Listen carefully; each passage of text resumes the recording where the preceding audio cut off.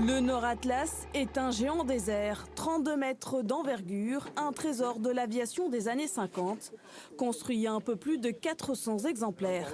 Aujourd'hui, il n'existe dans le monde qu'un seul avion de ce type en état de vol. Il est soigneusement conservé ici, à l'aéroport de Marseille-Provence. Quand je monte à l'intérieur de cette soute, il y a plein de choses qui viennent à moi.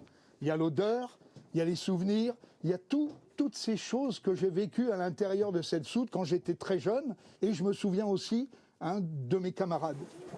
Laissé à l'abandon à la fin des années 1980, le Nord Atlas restera cloué au sol pendant 8 ans. Une vingtaine de personnes passionnées d'aviation vont lui redonner une deuxième vie. Ça a pris 3 ans, entre 1992 et 1995. Il y a eu 18 000 heures de travail sur cet avion avant le premier vol. Et c'est vrai que c'était un moment extraordinaire pour nous, une grande émotion. C'est un musée volant, donc c'est un morceau d'histoire. On tient à le conserver tant qu'on pourra. Les A sont pleins, les B sont pleins, les C sont pleins. Depuis sa restauration, le Nord Atlas réalise des démonstrations de vol en meeting un peu partout en France.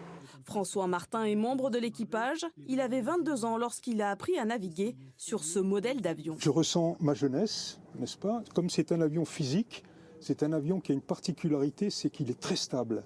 Mais pour le sortir de sa stabilité, il faut lui rentrer dedans. Voilà, chose qui n'arrive plus dans les machines modernes. Le Nord Atlas 105 est classé depuis 2007 monument historique.